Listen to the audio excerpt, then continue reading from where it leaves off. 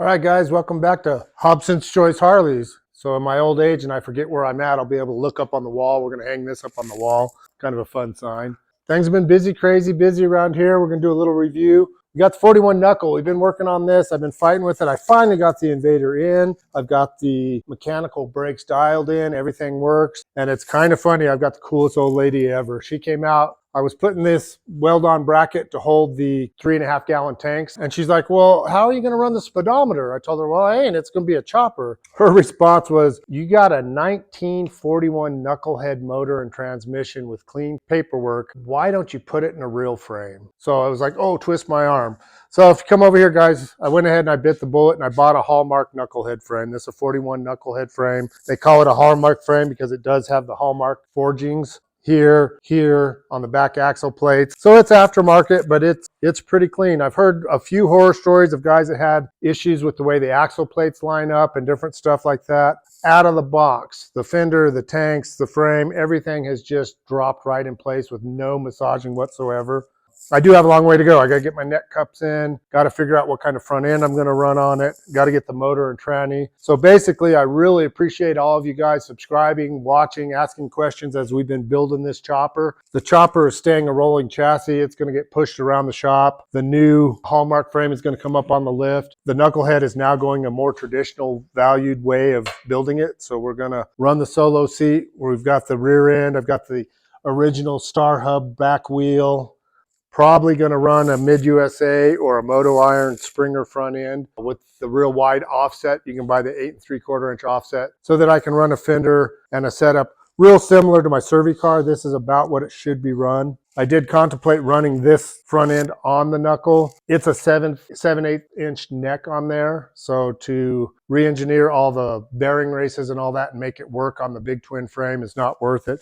Plus, this is a bone stock original bike. I don't want to mess with this bike. So yeah, the Knucklehead, been working on it for about 3 months and we're back to zero, starting over, starting fresh. Appreciate you watching the previous videos and we're going to tear this bike down and build this bike again.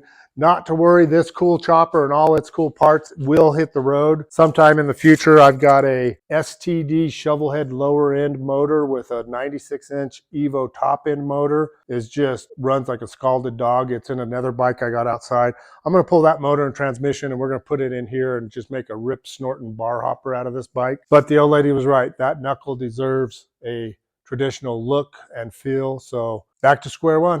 All right, guys, so we're breaking from the Knuckle. We've moved on to the 81 FLT. Unfortunately, this one was one of a trade deal I did on a couple bikes for my Panhead, and I sold this to a buddy and he got T-boned on it. It's been sitting out here for about 3 months. We finally heard from the insurance and I made a deal with the guy. I bought the bike off him for parts. So you can see, I think I showed you in other videos, the handlebar snapped, broke his ribs. This was all caved in. So I pulled the pipes, I pulled most of the bags and stuff. Today we're gonna try and get the fender off. I'll show you all the parts we've pulled. Everything off this bike is for sale, including the frame with the title, the engine, the transmission. The frame's been hit hard. I'm not a frame guy. I would say if anyone wants a frame, I'll make you a great deal on it, but it should go on a jig and confirm that it's not tweaked, or just have someone give it a look over that's pretty good at frames, because I'd hate for somebody to get hurt on it. If it is bent, it's minor, but you can tell from the damage on the tanks here and that it snapped the risers on the handlebars. This bike took a pretty hard hit. Luckily, my buddy came out of it with some road rash and a bunch of broken ribs, but no surgeries, no internal bleeding. He was down and out for a couple months, but he's back up and around. In fact, I traded him my Softail Sally for another bike. So me and him have been back and forth with 5 or 6 different bikes in the last year, and he's back on the road on Softail Sally, which is a smaller framed bike. Fits him good. He's out riding it, loving it. So we're going to be tearing this one down. That's kind of the video today. Trying to get this front fairing off. I do have a couple people interested in it, and I also have all the bags, so both the rear saddlebags and the tour pack and the side covers for the battery on both sides, all that stuff came out unscathed. So if anybody's got an 81 FLT, and I think it goes all the way through 89 into the Evo FLTs and even the FLHTs, the fairing up here won't fit the FLHT, but the bags are the same, the tour pack's the same. These parts are getting harder to find, man. There's a lot of different mounts and brackets and stuff on this bike that are specific to FLT bikes. So if you know anybody looking for these parts, let me know, because my buddy Adam I got this bike off of, super guy, and we've gone back and forth, so Kind of paid top dollar for this bike and parts. Not that I'm going under or anything, but this ain't a money maker for me. This is a help him out and hopefully I break even type of deal. The parts are for sale. They're not on sale. But let me know if you need anything. Right now, we're just trying to figure out what goes where and start taking everything apart. It's kind of good that everything on this bike worked and all the factory looms. If you look in here, I'm pulling the speedometer apart. So the housing did take a beating. The tachometer worked, the voltmeter worked, the high beam, the neutral, the oil beam, everything worked, and all the original wiring is there, including the looms. Even the plugs on the looms are correct. So if anybody's missing any of that stuff, I'm going to try and take all this apart clean so that it's viable and usable. So if you need anything, let me know. Also, if you follow me in here, you can take a look at this other stuff I've got off the bike already. So we got both the saddlebags with the original locks, keys, and even the original plugs from the factory to plug in. This one took a little crunch right there and a little ding right there, but it's just in the paint and the top gel coat. It's not like it crushed the fiberglass. The left side one's pristine, not a problem with it. Both your side covers are pristine. Your tour pack wasn't even on the bike when the bike went down. So, I mean, anybody trying to dress up their Shovelhead FLT or early Evo FLT, we got the parts, man. We got the parts. So give me a shout if you need anything. And the one guy wants the fairing and the starter and a few other parts. He's up in Ontario, Canada. So I'm actually going to pull this apart today, try and get it packed up and get a shipping quote on Tuesday and get this sold to one of the few guys that are interested. I got a guy in Georgia, a guy in Ontario that seem really interested. And then any of you guys that sell stuff know I've got 10 guys that are just looky-loos, tire kickers. It's amazing. There's so many scammers selling parts on the internet that you really got to be careful. So I don't have any problem with guys being thorough and worried about scamming, which I'll never scam anybody in my life. But it's the tire kickers that waste your time. You know, for every one part I sell, I have to endure 10 different maybes, guys asking back and forth, different questions. So these were cut. These were from the handlebar wires. So I do have the handlebars off of this. All of this got cut from the shipping yard because the bars were mangled up into the front end. Still has the original key, and I do have the key for everything. I've got the keys for these bags. I've got the keys for the saddlebags, the ignition key. So that housing is stuck there. Let me grab a screwdriver. It's funny, some of my buddies told me when I first built my new building to go a lot bigger that I wasn't going to have enough room with a 1,000 square foot shop, and I laughed and told them I'm working out of half of that space. Well, here we are. I fought with the county. I got all my approval. I moved into my 1,000 square foot shop. I still have my 400 square foot garage on my house full of parts. I've got 2 bedrooms in the house full of parts, and I'm out here working in the dirt even though I've got 4 different lifts in my shop because I got bikes hemorrhaging everywhere. Which I am not complaining, guys. It's good troubles to have, but I wished I would have listened to you smarter than me guys that told me if you're building 1,000 square foot, make it 2,000 because you're going to need it. Because yeah, I'm out of space. All right, guys, we're back. We had to stop and take a break. It's going to be 90 degrees here. We got this bike in here. If you look around the shop, we're back to where I can't even walk around in here again. And I still got 3 bikes and 5 or 6 motors and stuff in the front garage. So it's always a juggling match. Kind of funny, I didn't realize this. Looking here, this is the police report. Albuquerque Police Department, 2/10/23 was when this bike was wrecked. So it's been sitting in my yard for 3 months and we're about to tear it apart. I did just throw a set of bars on here so we could wheel it out of the sun. Our camera shut down because of the heat outside, and my old ass wasn't far from shutting down itself. So we got in here, got some fans going. We're gonna keep pulling apart, trying to get this bike apart piece by piece. So we're kind of dissecting this FLT because I've never messed with a full dresser like this. So we're kind of piece by piece figuring out how it comes apart. And hopefully the guys that had said they wanted these parts will actually come forth and buy them. One way or another, they'll either buy them or they'll go up there on the wall with the other parts. Someday somebody will need this fender and those tanks and those saddlebags. Okay. Yeah, so I just keep turning and turning and turning, and go figure, the nut on the other side's turning with me. So this is a through bolt. I thought it was just a regular bolt, but there is a nut on this side. There she's going. Kind of neat when the gas tank is all crunched in like that. It don't matter what you do with your wrench because this is not a salvageable. That's so creased. And this is an aftermarket tank. It's not an FLT tank. I don't know what this tank is off of. We'll see. Kind of cool. It's a carbureted 1-piece split tank. So it's nothing like what was on here originally. And I guess if somebody needed it, they could run this tank, but it's pretty beat up, man.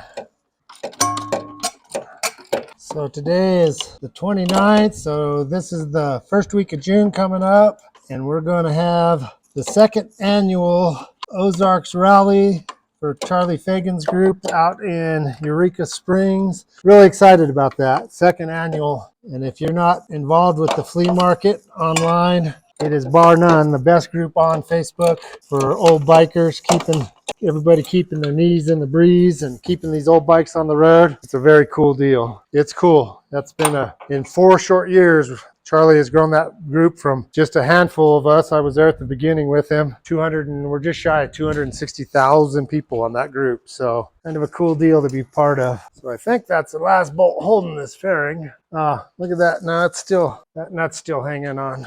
Don't you hate that when some unmentionable puts the wrong socket in the wrong place? And I can't say too much because I was the guy who did it. I'm usually pretty good about making sure the right socket goes in the right place, but that was not a 9/16. Those are bigger, so I'm sure it's just laying here in the midst of all this stuff. 1/2 inch. It's probably on the end of a socket somewhere. Yeah, I'm only getting less than a 1/2 a turn per throw, which is kind of frustrating. And these are what they call nylocks.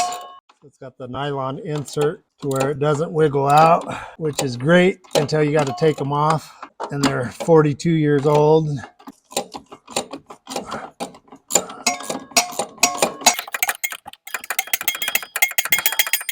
She's finger loose. We like that. Okay. See the red? That's your nylon insert that's part of the nut. They never back out from vibration, but you saw how much fun it was to get the dang thing off. We should be loose enough. See, I think that's our only bolt holding us on. It is. So let me look around a little. So I do have this. So once I pull that bolt, this whole fairing is going to want to drop, and I don't want it to drop and damage anything. So that harness is hooked to it. These wires are hooked to it.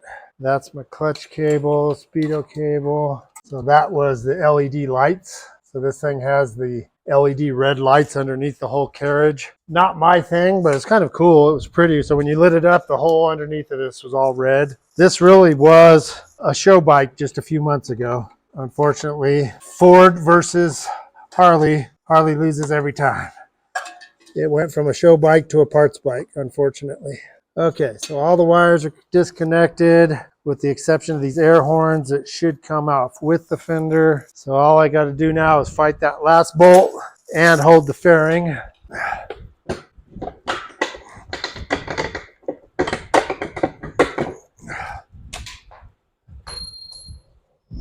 Okay, so that is just air horn. So I am doing a no-no. I'm just going to cut that air horn. That's just an accessory. It wasn't there originally anyway.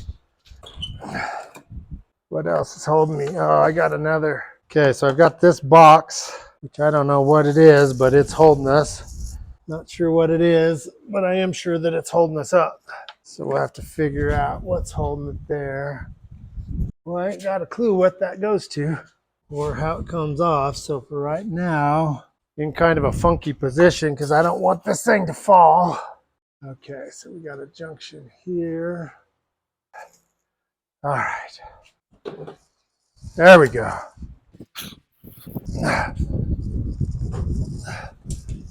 There she is. She's out.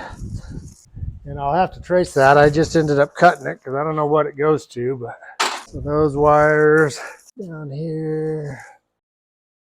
Oh, interesting. Make sure that's the same wires. Yeah, sure enough. So that's your points module, which is good. I left the long side there. So I don't know why it goes up into the fairing, but it does. Again, like I said, I'm not used to dressers. So that points module comes up to here, which is riveted on. So typically from the points, it just goes over to the coil. So this must be tied to the coil. We'll figure it out when we get the tanks out. But the deal for this machine, or the gentleman who wanted, he wanted this fairing and windshield. So that's what we needed to get apart anyway. So next up will be all the wiring harness, pulling that, getting rid of the tank, pulling the rear fender, all the saddlebag guards, primary engine, basically just keep pulling parts. So any of you guys needing any of this stuff, let me know. It's all coming apart. And I think that's about it for right now. Thanks for watching, guys. If you haven't subscribed, please do. See you on the next one. Don't forget to subscribe to the channel if you haven't already. Also, comment what you guys think. Let me know if you have any suggestions for video ideas or topics you guys want covered, and I'll do my best to include those in my next projects. You guys can also follow me on Instagram, TikTok, and Facebook. Also, don't forget to check out the Beacons link in the description below. See you next time.